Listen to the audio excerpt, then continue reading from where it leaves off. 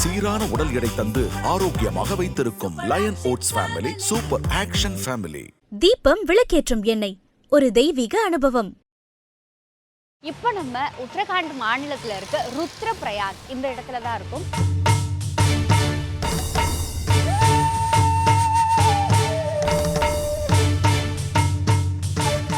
இந்த உத்தரகாண்ட் மாநிலத்தில் தான் கங்கோத்ரி, யமுனோத்ரி, கேதார்நாத், பத்ரிநாத், கார்த்திக் சுவாமி கோவில், இன்னும் பல அற்புதமான ஆலயங்கள் எல்லாம் அமையப்பெற்றுள்ளது.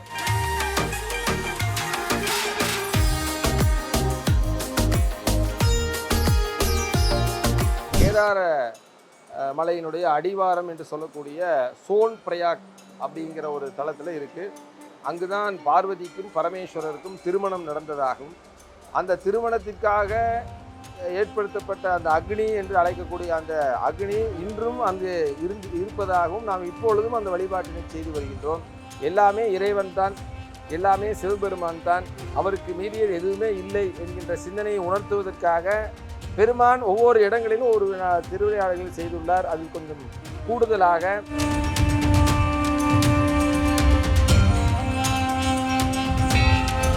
கங்கைக்கு நிகரான நதியும் இல்லை, காசிக்கு நிகரான பதியும் இல்லை என்று சொல்வார்கள்.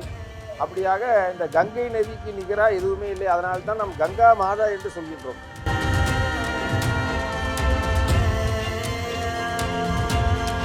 நாரத முனிவர் சிவபெருமானை நோக்கி கடும் தவம் புரிகிறார். எனக்கு இசை ஞானத்தை கொடுங்க அப்படின்னு சொல்லி. அப்ப சிவபெருமான் நாரத முனிவருக்கு இசை ஞானத்தை தந்த இடம் என்பதால் இந்த இடத்துக்கு ருத்ரபிரயாக் அப்படிங்கிற பேரும் வந்திருக்குன்னு சொல்லி பெயர் காரணம் சொல்றாங்க.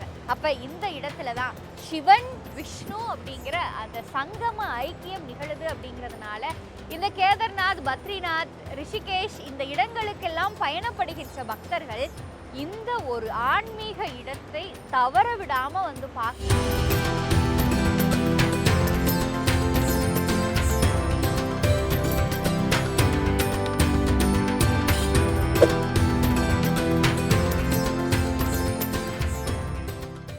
ஐபிசி பக்தி நேயர்கள் அனைவருக்கும் அன்பு வணக்கம். இப்போ நம்ம உத்தரகாண்ட் மாநிலத்தில் இருக்க ருத்ரபிரயாக் இந்த இடத்துல தான் இருக்கும். இந்த இடத்த பற்றி சொல்லணும் அப்படின்னா அலக்நந்தா மற்றும் மந்தாகினி இந்த இரண்டு நதிகளும் சங்கமிக்கின்ற இடமா இந்த இடம் இருக்குது. மலைகளினூடே அப்படியே இந்த பனிகளுக்கு மத்தியில் வாங்க ருத்ரபிரயாக் இந்த அலக்நந்தா மற்றும் மந்தாகினி சங்கமத்தை பார்க்க போகலாம்.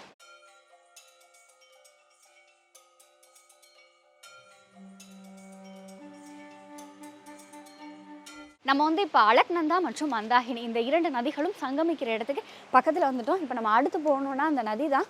அப்படியே அந்த நதியோட சவுண்டு கேட்குது. அதோடு சேர்த்து இந்த நதியினுடைய நிறம் ரெண்டு நிறமாக இருக்கும். ஏன்னா அலக்நந்தா ஒரு நிறத்துலையும் மந்தாகினி நதி ஒரு நிறத்துலையும் இருக்குது. ஸோ பார்க்குறதுக்கு ரொம்ப சூப்பரான ஒரு சீனிக் வியூவாக இருக்கும். வாங்க போகலாம்.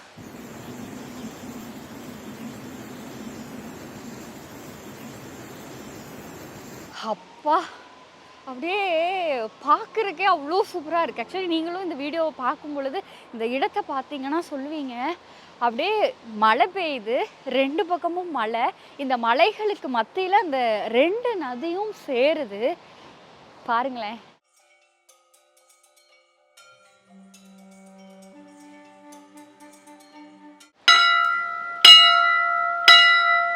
ஆக்சுவலி இந்த இடம் எவ்வளோ அமைதியாக இருக்குது அப்படின்னா, நம்ம அந்த மணி அடிக்கிற சத்தம் அது கேட்கும்போது மனசுக்கு அவ்வளோ சந்தோஷமாக இருக்குது. இந்த நதிகளினுடைய சங்கமம் நமக்கு எவ்வளோ மகிழ்ச்சி தருதோ அதே மாதிரி இந்த மணியினுடைய சத்தமும் நமக்கு அவ்வளோ மகிழ்ச்சி தருது. இங்கே வந்து மகா சாமுண்டா தேவிக்காக ஒரு சன்னதி இருக்குது. இங்கே இந்த அம்பாளை வணங்கிட்டு நம்ம வந்து இந்த நதிக்குள்ளே போக போகிறோம். ஏன்னா பொதுவாக நதிகளை சொல்லும் பொழுதே அதை பெண்மையோடு பெயரோடு தான் சொல்லுவாங்க. ஸோ அந்த நதிகளின் தாயாக சாமுண்டா தேவி இருக்காங்க. பொதுவாக நதி தீர்த்தத்திலே வழிபாடு செய்வது, நதியில் ஸ்நானம் செய்வது, அந்த நதியிலே நாம் முன்னோர்களுக்கு செய்யக்கூடிய அந்த வழிபாடுகள் செய்வதெல்லாம் இந்து மதத்திலே ஒரு தலையாய ஒரு கடமையாக வழிபாடாக தொன்று தொட்டு நடைபெற்று வருகிறது. அதிலே மிக சிறந்த தலமாக விளங்கக்கூடியது இந்த உத்தரகாண்ட் மாநிலம். இந்த உத்தரகாண்ட் மாநிலத்தில்தான் கங்கோத்ரி, யமுனோத்ரி, கேதார்நாத், பத்ரிநாத், கார்த்திக் சுவாமி கோவில், இன்னும் பல அற்புதமான ஆலயங்கள் எல்லாம் அமையப்பெற்றுள்ளது. இந்த கங்கோத்ரி என்று நாம் அழைக்கக்கூடிய கோமுக் சிவபெருமானுடைய சிரசிலே அந்த நதியானது உற்பத்தியாகி ஹரித்வார் என்று சொல்லக்கூடிய அந்த புண்ணிய கஷேத்திரத்திலே நிலப்பகுதிக்கு வருவதாகவும், இந்த இடைப்பட்ட அந்த பூமிகளிலெல்லாம் ஒவ்வொரு இடங்களிலும் நாம் இப்போ பார்க்கக்கூடிய இந்த இடம் மந்தாகினி என்று சொல்கின்றோம், இந்த நதியை அலக்நந்தா என்று சொல்கின்றோம், இப்படி இது ருத்ரப்பிரயாகை என்று சொல்கின்றோம், அடுத்ததாக கர்ணப்பிரயாகை, விஷ்ணு பிரயாகை, தேவ பிரயாகை என்று அந்த வழிபாட்டுக்குரிய பூமியாக விளங்குவதற்கு காரணம் இந்த பூமியிலே அந்த மாதிரியான அற்புதங்கள் நிகழ்ந்த ஒரு அடிப்படையின் காரணமாக நம்முடைய முன்னோர்கள் தொன்று தொட்டு இந்த வழிபாட்டினை செய்து வருகின்றனர். அப்படியாக உத்தரகாண்ட் மாநிலத்தை தேவபூமி என்று நாம் அழைக்கின்றோம். இங்கே நாம் வழிபாடு செய்து அந்த இறைவனை தரிசித்தோமே ஆனால் எல்லா விதமான நலன்களும் நமக்கு கிடைக்கும் என்கின்றது ஒரு மேலான நம்பிக்கையாக அமைய பெற்றுள்ளது.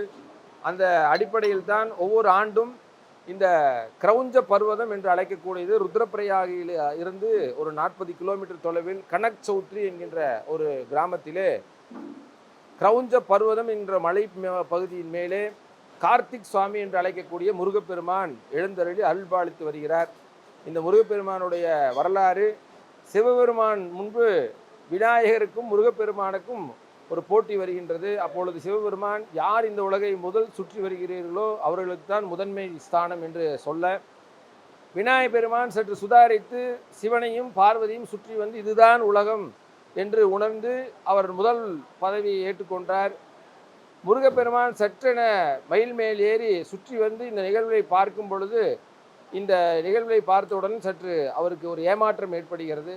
தன்னுடைய தசைகளை எல்லாம் ஆகுதிகளாக கொடுக்கப்பட்டு அந்த பூஜையை நிகழ்த்தும் பொழுது கருணையே வடிவமான சிவபெருமான் அதை பார்த்து அங்கு அருள் பாலித்து முருகனுக்கு அந்த வரத்தை கொடுத்ததாக இந்த கிரௌஞ்ச பர்வதம் என்று அழைக்கக்கூடிய கார்த்திக் சுவாமியினுடைய ஆலய வரலாறு சொல்லப்படுகிறது.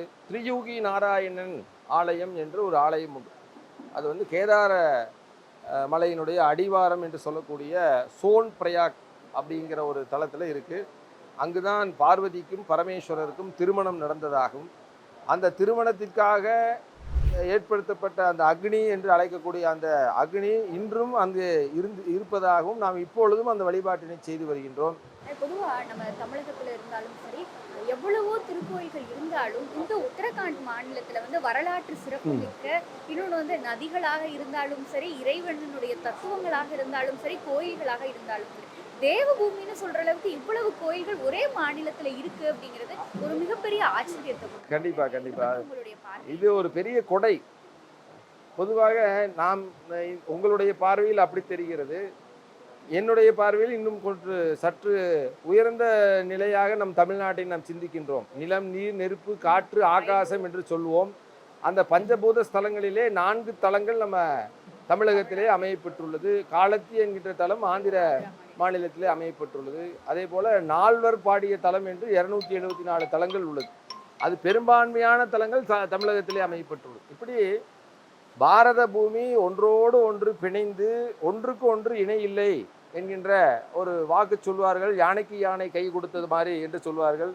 அப்படியாக இதை நாம் சற்று உற்று நோக்கி பார்த்தால் நம்மை சிந்திக்கக்கூடியது என்ன என்றால், எல்லாமே இறைவன் தான், எல்லாமே சிவபெருமான் தான், அவருக்கு மீறியது எதுவுமே இல்லை என்கின்ற சிந்தனையை உணர்த்துவதற்காக பெருமான் ஒவ்வொரு இடங்களிலும் ஒரு திருவிளையாடல்கள் செய்துள்ளார். அதில் கொஞ்சம் கூடுதலாக சற்று வியப்பாக ஆச்சரியமாக பல அற்புதங்களை நகர்த்திய தலமாக இந்த தேவபூமியாக உள்ள இந்த உத்தரகாண்ட் மாநிலம் திகழ்கின்றது என்பதை நாம் இந்த நேரத்திலே தெரிவிக்க இயல்கின்றது.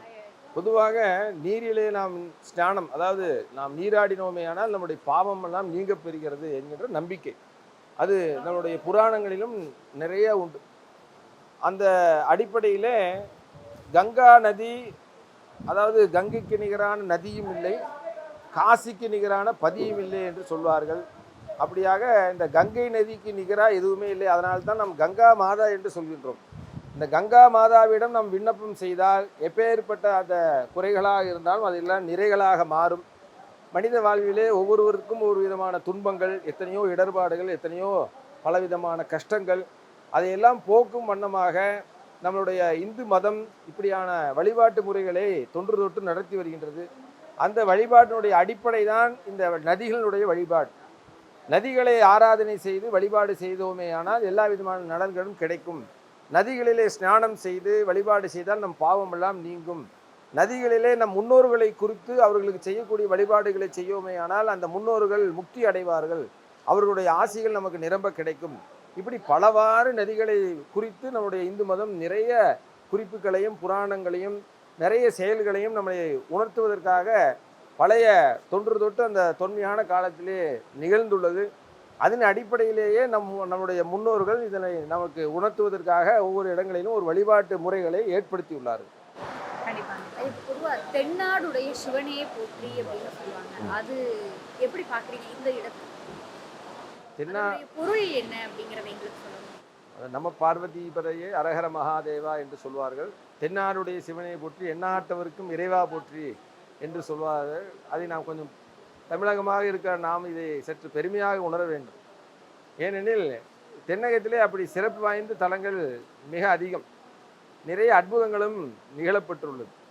அதை நாம் சொல்ல வேண்டும் என்றால் நிறைய அதனுடைய புராணங்கள் உள்ளது, தலங்கள் உள்ளது, நிறைய புராணங்கள் நிகழப்பெற்றுள்ளது.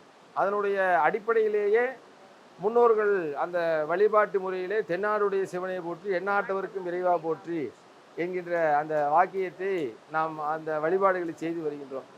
அதுக்கு ஒரு சில வரிகளிலோ அல்லது ஒரு சில வார்த்தைகளிலோ நாம் அந்த வார்த்தைக்கு விளக்கம் தர இயலாது.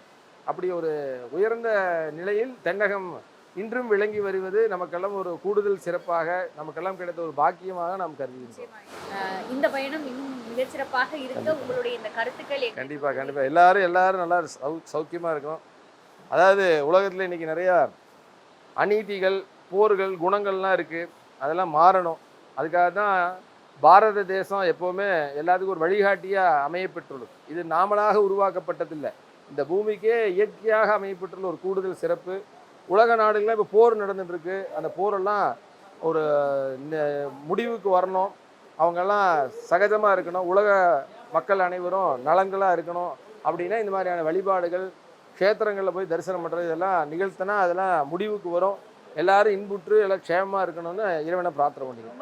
சிவாயிரமா சிவாயிரம். பொதுவாக தமிழகத்தில் எப்படி பஞ்சபூத தலங்கள் 5 இருக்கோ அதே மாதிரி இந்த உத்தரகாண்ட் மாநிலத்தில் 5 நதிகளினுடைய சங்கமம் புனித சங்கமாக பார்க்கப்படுது. அந்த வகையில் பார்க்கும் பொழுது 4வது புனித சங்கமமாய் இருக்கின்ற ருத்ரபிரயாக் சங்கமத்தில் தான் இப்போ நம்ம உட்கார்ந்துருக்கோம். இந்த பக்கம் பார்த்தீங்க அப்படின்னா பத்ரிநாத்திலிருந்து வருகின்ற அலக்நந்தா நதி வந்துட்டு இருக்கு. அந்த பக்கம் பார்த்தீங்க அப்படின்னு சொன்னால் கேதார்நாத்திலிருந்து வருகின்ற மந்தாகினி நதி வந்துட்டு இருக்கு. இந்த 2 நதிகளும் அந்த இடத்துல சங்கமம் ஆகுது. இது ரெண்டும் ஒரு இடத்துல சேருது. சேர்ந்த சிறிது நேரத்தில் இந்த சங்கமம் அலக்நந்தா நதியாக மாறுது. இந்த அலக்நந்தா நதி சிறிது தூரம் போனதற்கு அப்புறம் பாகீர நதியோட கலக்குது. அந்த இடம்தான் இந்த உலகமே புனிதமாக கொண்டாடுகின்ற கங்கா நதியாக இருக்கு. நதிகளில் எவ்வளவு நதி இருந்தாலும் புனிதமான நதியாக பார்க்கப்படுகின்ற கங்கா நதிக்கான அடிநாதமாக இந்த நதிகளினுடைய சங்கமம் இருக்கு.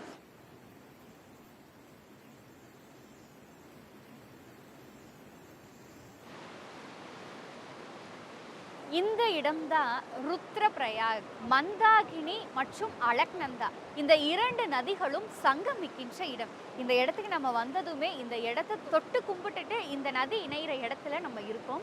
இந்த இடத்திற்குன்னு சொல்லி பல வரலாற்று சிறப்புகள் இருக்கு. அது என்ன அப்படின்னு சொல்லி பார்க்கும் பொழுது நாரத முனிவர் சிவபெருமானை நோக்கி கடும் தவம் புரிகிறார், எனக்கு இசை ஞானத்தை கொடுங்க அப்படின்னு சொல்லி. அப்ப சிவபெருமான் நாரத முனிவருக்கு இசை ஞானத்தை தந்த இடம் என்பதால் இந்த இடத்துக்கு ருத்ரபிரயாக் அப்படிங்கிற பேரும் வந்திருக்குன்னு சொல்லி பெயர் காரணம் சொல்றாங்க.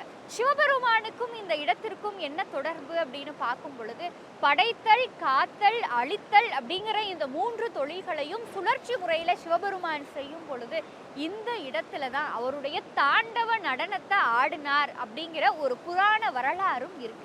இன்னொரு வரலாற்று குறிப்பு என்ன அப்படின்னு சொல்லி பார்க்கும் பொழுது தன்னுடைய தந்தை தன்னுடைய கணவனான சிவபெருமான அவர் நடத்துகிற யாகத்துக்கு அழைக்கலன்னு சொல்லி பார்வதி தேவிக்கு கோபம் வந்து அந்த யாகத்தீயில அம்பாள் தன்னுடைய உடலை பொசுக்கிறாங்க. அப்படி பொசுக்கும் பொழுது அம்பாளினுடைய உடல் ஒவ்வொரு இடத்துலையும் விழுகுது.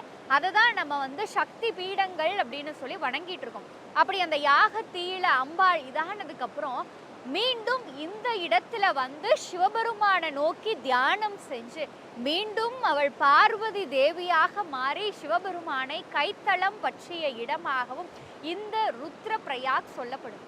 அடுத்ததா இன்னொரு விஷயம் பார்த்தோம்னா, கேதார்நாத்ல இருந்து வருகின்ற இந்த மந்தாகினி நதியை சிவ அம்சமா பார்க்குறாங்க. இந்த பக்கம் பத்ரிநாத்ல இருந்து வருகின்ற இந்த நதியை விஷ்ணு பகவானினுடைய அம்சமா பார்க்குறாங்க. அப்ப இந்த இடத்துல தான் சிவன் விஷ்ணு அப்படிங்கிற அந்த சங்கம ஐக்கியம் நிகழுது. அப்படிங்கிறதுனால இந்த கேதார்நாத், பத்ரிநாத், ரிஷிகேஷ் இந்த இடங்களுக்கெல்லாம் பயணப்படுகின்ற பக்தர்கள் இந்த ஒரு ஆன்மீக இடத்தை தவற விடாம வந்து பார்க்கணும். ஏன் அப்படின்னு சொன்னா, பொதுவாக நம்முடைய சித்தாந்தங்கள் சொல்லும் ஒரு புனித நீர் ஆடும் பொழுது உங்களுடைய பாவங்கள்லாம் போகும்னு சொல்லி மனிதர்கள் தன்னுடைய வாழ்க்கையில் செய்திருக்கின்ற அத்தனை பாவங்களையும் போக்குகின்ற இடமாக இந்த ருத்ர பிரயாக், அலக்நந்தா மற்றும் மந்தாகினி சங்கமம் பார்க்கப்படுது. இந்த இடத்துல அவ்வளோ ஒரு மன மகிழ்ச்சி இருக்கு. இந்த இடத்தை பார்த்ததுக்கு அப்புறமும், இந்த தீர்த்தத்துல கால் வச்சு கை வச்சதுக்கு அப்புறமும் நம்ம மனசுக்குள்ளேயே பல மாற்றம் இருக்கு. அப்ப இந்த இடத்த நீங்களும் இந்த வீடியோல இப்ப இந்த ரம்மியமான அழகு பொழிந்த இயற்கை சூழல்ல பார்க்க போறீங்க. பாருங்க.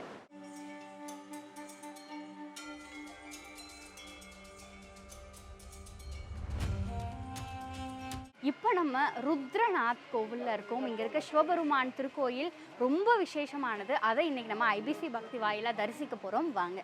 இப்போ நம்ம தரிசிச்சுட்டு இருக்க இந்த இடம், இது வந்து சிவபெருமான் இந்த இடத்துல வந்து தியானம் செய்தார் அப்படின்னு சொல்லி நம்பப்படுது. பொதுவாக நம்ம வந்து இந்த ருத்ரநாத் கோயிலுக்கு வந்து இன்னும் 22 கிலோமீட்டர் வந்து போய் அங்கே ட்ரெக்கிங் மாதிரி போய் தான் சுவாமியை கும்பிடணும்.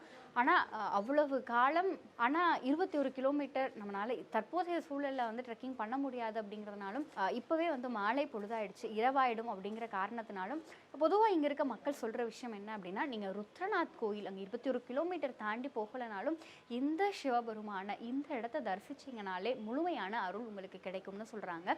இந்த இடம் தான் சிவபெருமான் தியானம் செய்த ஒரு இடம். நம்ம பொதுவாக அங்கே மகாதேவ் கோட்டீஸ்வர் டெம்பிள்லையுமே பார்த்தோம். அங்கே வந்து கருவறை அந்த பகுதியில் வந்து ஒரு நாகம் மாதிரியான ஒரு அமைப்பை வச்சு ருத்ராட்சம்லாம் வச்சு கும்பிட்டாங்க. அதே மாதிரியான ஒரு அமைப்பு தான் இங்கே இருக்குது. இந்த இடத்துலையும் வந்து ஒரு நாகம், அதுக்கு நடுவில் சிவலிங்கம் ஒன்று இருக்குது, அதுக்கு மேலே சில உத்ராட்சம் இருக்குது. அந்த சிவலிங்கத்தை அந்த நாகம் பாதுகாத்துட்ருக்கு அப்படின்னு சொல்லி இங்கே நம்பப்படுது. உண்மையிலே நம்ம இந்த மாதிரியான இடங்களை வந்து நம்ம பார்க்கும் பொழுதும், இந்த இடத்துக்கு நம்ம வரும்போதும் அந்த ஒரு வைப்ரேஷன் சொல்லுவாங்க, அந்த ஒரு ஆரா சொல்லுவாங்க, அது நம்மளை அறியாமலேயே நமக்கு கனெக்ட் ஆகுறத வந்து உணர முடியுது. நம்ம அந்த குகை கோயிலில் பார்த்தப்பவும் வந்து அங்கே குகையிலேருந்து சின்ன சின்னதாக அந்த நீர் துளிகள் விழுந்துகிட்டே இருந்துச்சு. இப்போ இங்கே வந்து ஒரு தீர்த்த கலசம் மாதிரி வச்சுருக்காங்க, அதுலேருந்து நீர் துளிகள் அந்த சிவலிங்கத்தின் மேலே விழுந்த வண்ணமே இருக்குது. இங்கே வந்து நாரதர் இருக்குது. பொதுவாகவே நாரதர் அப்படின்னா அவர் வந்து சண்டை மூட்டி விடுவார், இந்த மாதிரியான நிறைய விஷயம் நம்ம கேள்விப்பட்டிருக்கோம். ஆனால் இந்த இடத்துல நாரதர் சிவபெருமானை நோக்கி ஒரு மேன்மையான தவம் இருந்தார். அந்த தவத்தினுடைய முடிவில் நாரதர் சிவபெருமான் கிட்ட எனக்கு இசை ஞானம் வேணும் சிவனே அப்படின்னு சொல்லி கேட்டப்ப நாரதருக்கு சிவபெருமான் வீணையோடு சேர்த்து அந்த இசை அருள் அனுகிரகத்தையும் தர்றாரு. அதை பறைசாற்றுகிற விதமாக தான் இந்த இடத்துல நாரதரை வீணையோடு வச்சுருக்காங்க. அப்போ இந்த திருக்கோயிலுக்கு வருகிறவர்களுக்கு அந்த சிவபெருமான் அந்த நாரதரினுடைய அருளால் நிச்சயம் அந்த இசை ஞானம் அப்படிங்கிறது கிடைக்கும். இதை பார்த்துட்டு இருக்க எங்களுடைய ஐபிசி பக்தி நேயர்கள் அனைவருக்கும் கிடைக்கணும்னு சொல்லி இந்த இடத்துல நின்று நாங்களும் வேண்டிக்கிறோம். நன்றி, வணக்கம். சீரான உடல் எடை தந்து ஆரோக்கியமாக வைத்திருக்கும் Lion oats family super action family. தீபம் விளக்கேற்றும் எண்ணெய், ஒரு தெய்வீக அனுபவம்.